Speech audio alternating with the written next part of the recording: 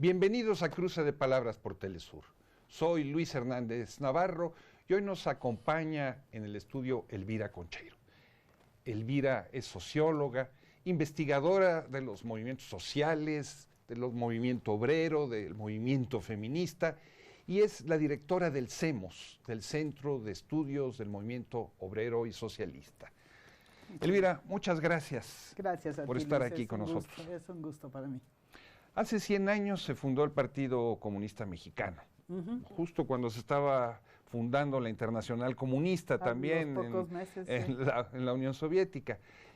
José Revueltas, uno de los grandes intelectuales mexicanos, escritores, a la hora de explicar el origen del partido decía que habían confluido tres grandes vertientes, decía él. Por un lado, un grupo de extranjeros, estadounidenses sobre todo, los perezosos, que le llamaban los slackers, que venían huyendo de la Primera Guerra Mundial, ¿no? Claro. Por otro lado, un grupo de pintores, sobre todo, artistas gráficos, y un grupo de obreros, trabajadores, que se habían formado en el anarcosindicalismo, pero que caminaban hacia el común.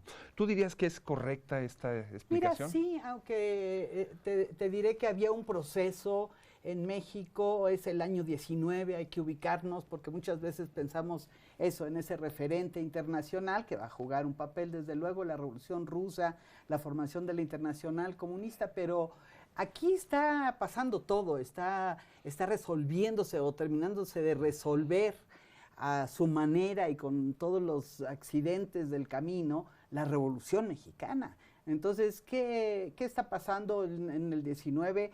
Hay una determinación por acabar con la corriente más radical de la revolución, que sigue en pie. Ella no entra al pacto y sigue en lucha. Muy disminuido, ya con mucha debilidad Zapata, pero recordemos que en el 19, en abril, lo matan. Yo cuento esto porque creo que a partir de ahí varias corrientes avanzadas de trabajadores, socialistas, de diversas corrientes con un entendimiento muy diverso de lo que era el socialismo, se reunieron en agosto del 19 para fundar un partido socialista en México, considerando que las cosas que se habían acordado con el constituyente pues daban todo un campo, sobre todo para la lucha obrera, para la lucha sindical, etc. Y en eso aparece la Revolución Rusa, con su presencia a través de varios este grupo de extranjeros, efectivamente, dan a conocer esos acontecimientos tan lejanos, pero al mismo tiempo que están identificando. Zapata los identifica y los habla, saluda, dice, bueno, ojalá la humanidad entendiera que aquella revolución y la nuestra es lo mismo, etcétera. Muy emotivo lo que dice Zapata sobre la revolución rusa, de manera que era muy natural que brotara algo que también tuviera aquel significado, ¿no? Es decir, que se fusionara en un momento en que se están buscando referentes pues más ambiciosos, de alguna manera, muy interesantes. Pero no, al mismo tiempo era más complicado, porque tienes un movimiento como la Revolución Mexicana que fue realmente una revolución popular en el sentido más amplio del término, con componentes agrarios, etcétera, etcétera. No era muy difícil para un proyecto comunista, para un proyecto bolchevique, diferenciarse de ese torrente revolucionario. Muy difícil, y sobre todo porque están siendo derrotadas las corrientes más radicales que podían haber potenciado esa corriente. Y contrario a eso, pues son perseguidos, asesinados, etcétera, y entonces queda esto como un reducto muy defensivo, muy a la defensiva. El Estado mexicano que se está construyendo, rápidamente tienes un interlocutor con los trabajadores, que es un interlocutor muy de Estado, Morones. Entonces, bueno, surgen entonces estas corrientes anarcosindicalistas y socialistas, porque es una combinatoria. Siempre hay las dos vertientes que fundan el Partido Comunista, porque viene a dar acá un personaje que a mí me encanta, porque es un personaje muy pues muy rebelde, un personaje muy nada que ver con el agente de la KGB que algunos se pueden imaginar, sino un bolchevique que había estado exiliado en Estados Unidos, que regresa a su país para sumarse a la revolución rusa, y le dicen, no, tú sabes hablar inglés, vete a decir lo que aquí pasa. Y entonces él tiene nada menos que la tarea de dar a conocer y ver si pueden establecerse relaciones en América Latina, en Estados Unidos en primer lugar y en América Latina. Y bueno, por una bola de accidentes, entre ellos que pierde con lo que iba a financiar su viaje, que eran algunas joyas de la zarina, viene y se instala en México. Esto es lo que casualmente él no conoce a nadie aquí, entonces sabe de un suplemento en inglés, en donde entonces aparecen algunos de estos personajes que estaban cercanos a la fundación del Partido Socialista. Y esto hace que entren en contacto Maravendra Roy, un hindú, uno de origen norteamericano, que después era informante del gobierno norteamericano, José Allen, personajes muy curiosos, y entre otros estos que tú dices, que venían huyendo de ser incorporados a la Primera Guerra Mundial, al ejército. Entonces, son personajes muy, muy curiosos, y les cuenta, estos ya están muy preparados para ir al Congreso de los Socialistas en Berna, y les cuenta que no, que aquello se dividió, que la Revolución Rusa ha trastocado todo y que acaban de fundar la Internacional Comunista. Y entonces estos de acá se entusiasman y dicen, no, pues claro, lo nuestro es de allá.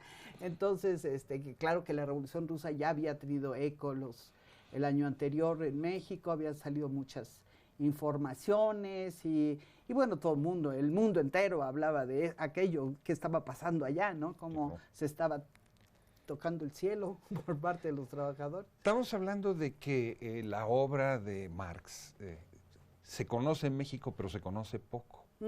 No hay una gran difusión. Apareció por ahí publicado el manifiesto del Partido Comunista. ¿Cómo es que se puede formar un partido comunista con una tan escasa difusión del pensamiento marxista? Porque de hecho es hasta los 30 que muchas de las obras que comienzan a traducir al español y a difundir en México. Claro. Es muy bonita pregunta porque, ¿sabes? Normalmente pensamos que vienen de las ideas o de la cabeza de algunos como Marx o como Lenin o no sé quiénes, esta clase de corrientes o de formaciones políticas, y es al revés. Es justo al revés. Si hay un Marx que piensa el comunismo es porque hay un movimiento real, como dice él, y por eso dice, para nosotros el comunismo, es el movimiento real por cambiar las cosas actuales. Y aquí había, imagínate qué revolución había. Entonces, claro que el comunismo es un movimiento propio, un movimiento que tiene, pero que ya abreva de otros movimientos, porque lo que sí tiene como intuición el movimiento obrero, y bueno, Zapata lo adoptó de manera muy clara, Flores Magón, etcétera, esta visión mundial de que hay intereses comunes, que los trabajadores sufren lo mismo en todas partes, y que como son los que no tienen otros medios más que su propia fuerza de relación, de identidad, recurren a ella, y es un movimiento que muy tempranamente es internacionalista, está viendo al mundo, está pensando en los trabajadores que han hecho tal cosa en aquel lugar, tal otra en otro. Entonces es algo muy, muy propio, como que Marx reinterpreta lo que está pasando en el movimiento obrero europeo, que está emergiendo como un gran movimiento, desde luego, una cosa que marcó todo el siglo XX casi, pero creo que es al revés, que es esto que está pasando en la realidad como parte de las necesidades de las personas, de los trabajadores, y que se fundan estas corrientes. Y luego, claro, salen los sabios, los que interpretan o los que le dan un sentido, un contenido más y lo difunden, en fin, ¿no? Siempre los movimientos tienen personajes de esa naturaleza, y el movimiento obrero tuvo a Marx. Nos dices que en México el movimiento, la Revolución Mexicana ve el mundo, ¿no?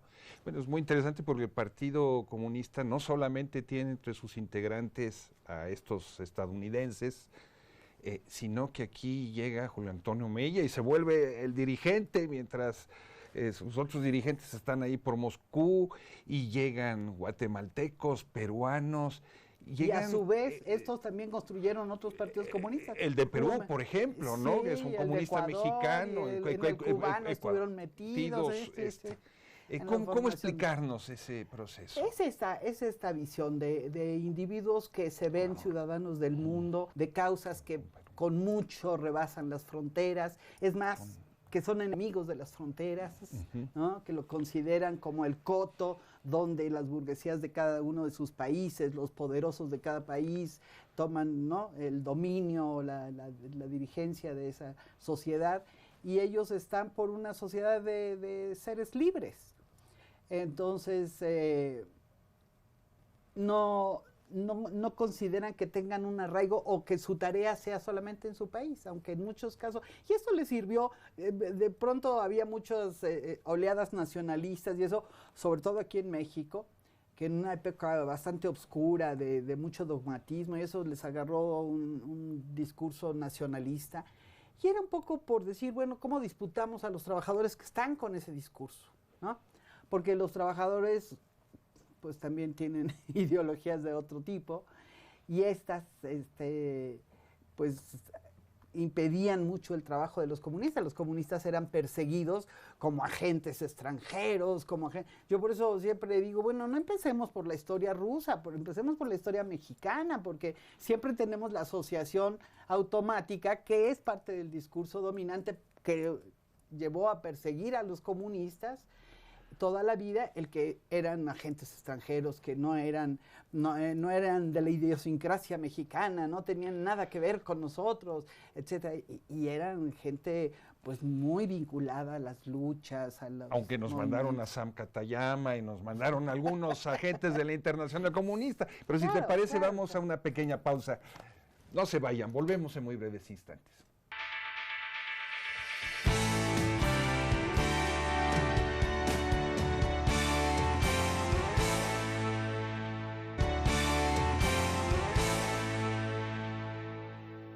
Estamos ya de vuelta en este cruce de palabras, conversando con Elvira Concheiro, directora del CEMOS, Centro de Estudios del Movimiento Obrero y Socialista en México.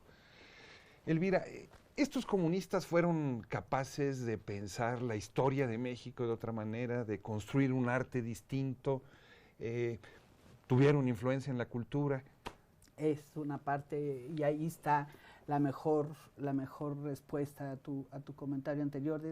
Efectivamente había esta comunicación y estos personajes que iban y venían, y cómo se va conformando un centro mundial en la Unión Soviética, centro mundial político, ¿no? Pero y mucho por la defensa, las necesidades de defensa de aquella revolución, pero también por el proceso interno de descomposición, en fin. Y estos acá tienen mucho de dónde nutrirse, y una de las partes fantásticas es el movimiento pictórico, el movimiento de los muralistas, que son varios de ellos pues gente muy avanzada por la Revolución Mexicana, partícipes incluso, como es el caso de Siqueiros, en la lucha armada de 14 a 17 estuvo él, y que después se va a estudiar pintura y se encuentra allá Diego haciendo lo mismo, pues era el Centro Mundial de Formación de Pintores, pero comienzan a hablar de todas las corrientes, y tenían aquella cosa de un gran orgullo de un país que había pasado por lo que había pasado, y que se plantaba en el mundo de una manera diferente. Bueno, tenían este imaginario, y regresan no solamente a fundar un movimiento artístico, sino muy vinculado a la lucha política, y con el único partido con el que se encuentran que pueden hacer eso es el Partido Comunista.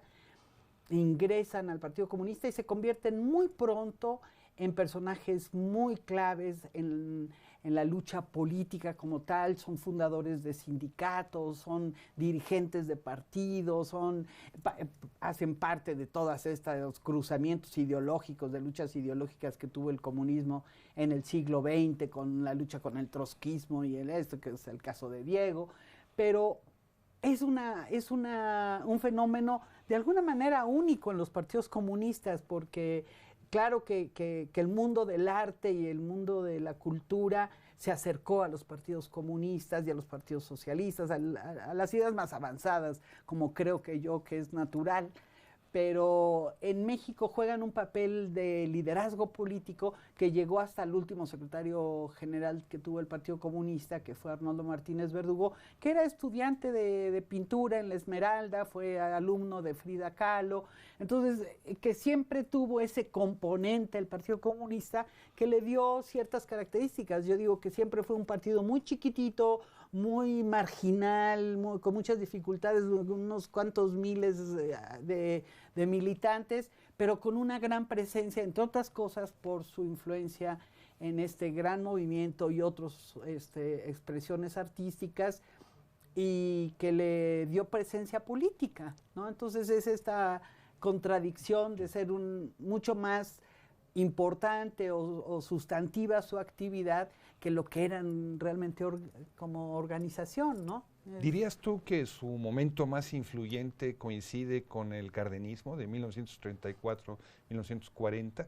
Bueno, ¿o es solo un asunto numérico en aquel entonces? Mira, es numérico, pero es una cosa muy importante, que es la posibilidad de tener una presencia en la clase obrera. Es un momento, una primavera de la clase obrera mexicana, que irrumpe, que propone cosas, que es parte sustancial de las transformaciones que se están dando en el cardenismo, y que esto les da lugar a los comunistas. Hay un reconocimiento al Partido Comunista, que venían siendo muy perseguidos, habían pasado una clandestinidad horrible con el callismo, una persecución, asesinatos de sus dirigentes, un momento muy difícil, y que en el cardenismo puede desbloquearse eso, darse un cierto reconocimiento, y la lucha obrera independiente, que es la primavera que tuvimos, es la verdad, no solo el Partido Comunista, sino México, por desgracia, de ver esas grandes masas de trabajadores industriales actuando por su cuenta, proponiendo cosas, etcétera, pero Cárdenas tuvo la capacidad de volverlos al riel, capturarlos en el Estado y generar leyes y una estructura de corporativización de la clase obrera que vuelve rápidamente, en cuanto pasa el cardenismo, a perseguir a los comunistas, a perseguir a los sindicatos independientes, que fue la historia de toda la vida. ¿Por qué tomó el partido la decisión de disolverse, Elvira? En aquel momento. Ya en el 81, porque ahí hubo una propuesta de que las células para que no se confrontaran, claro, y eso con el Broder y la política, ¿no?, nacional, etcétera. Pero como partido siempre siguió. Acá, fíjate que fue un proceso muy interesante de unidad. El Partido Comunista, desde los años 60, empieza en un proceso de revisión, encabezados por Martínez Verdugo, al que he mencionado, que fue un movimiento muy, muy precoz de antiestalinismo, de revisión, de discusión, porque estaba reducido al mínimo el Partido Comunista por esas políticas sectarias y dogmáticas. Entonces comienza un momento, también son los 60s, que comienza a haber también en el mundo aires nuevos, izquierdas nuevas, sectores nuevos que ponen en cuestión a esa clase obrera, que era el único movimiento que parecía valer la pena, y no era así.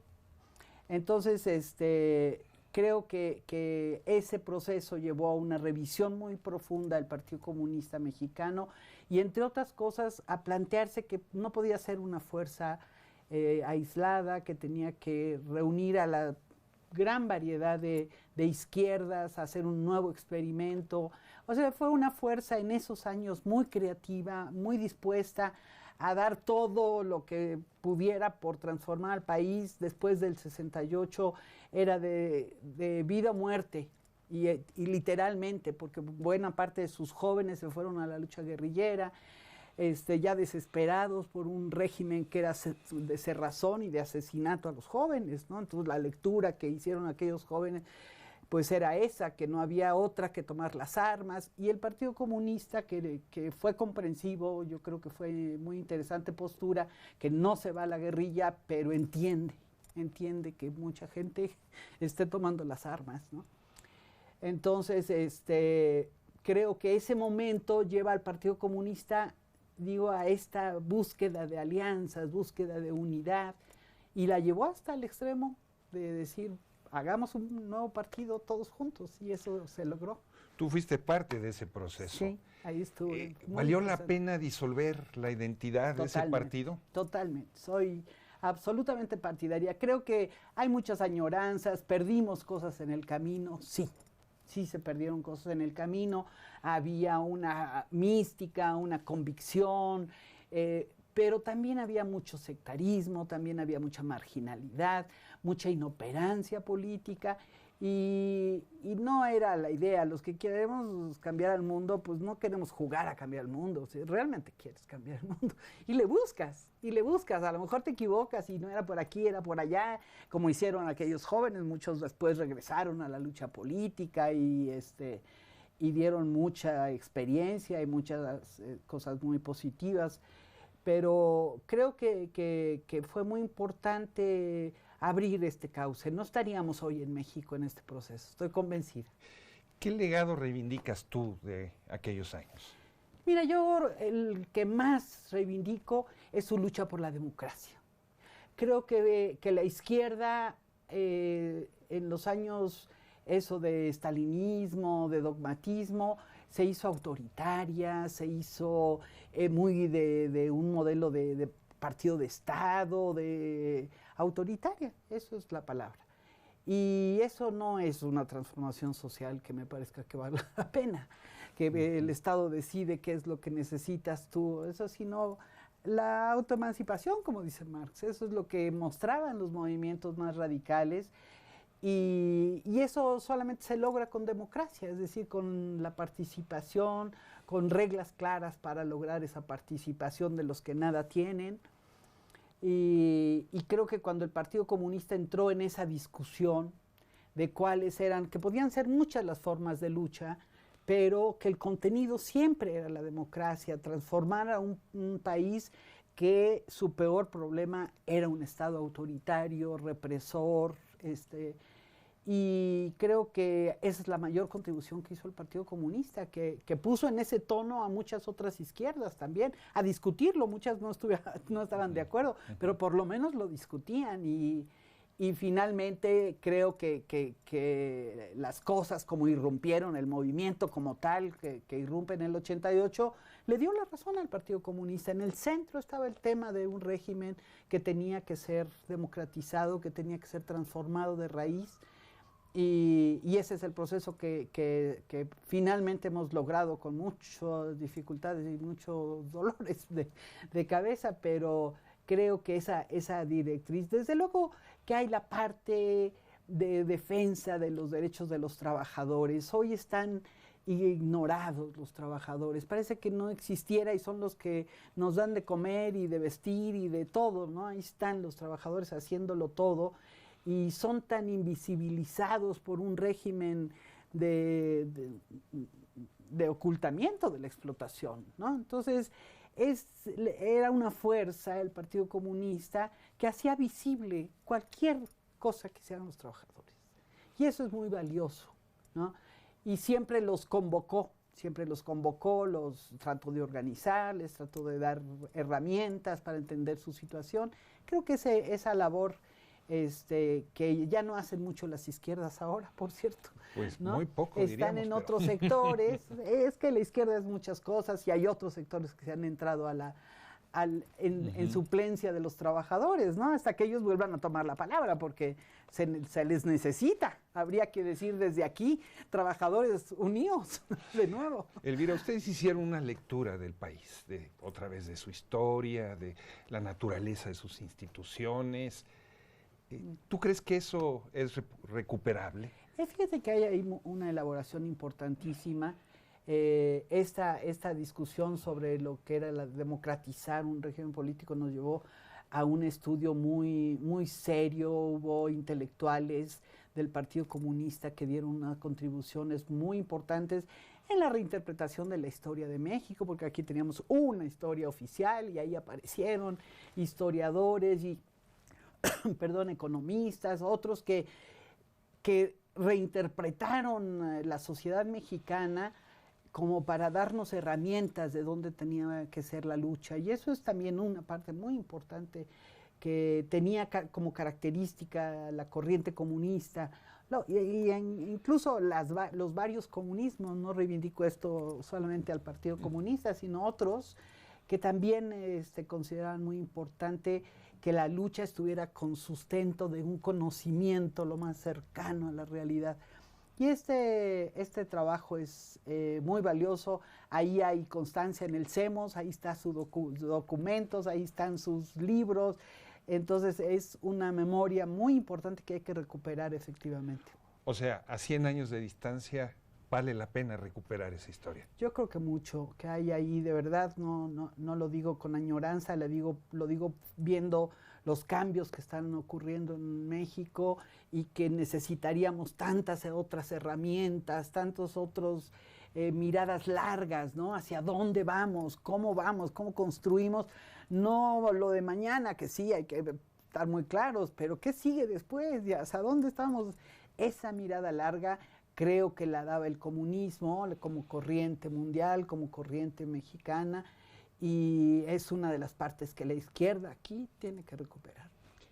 Muchas gracias, Elvira. Muchas gracias. Y muchas gracias a ustedes, amigos, amigas, por su amable compañía. Ya saben, los esperamos la semana que viene aquí por Telesur.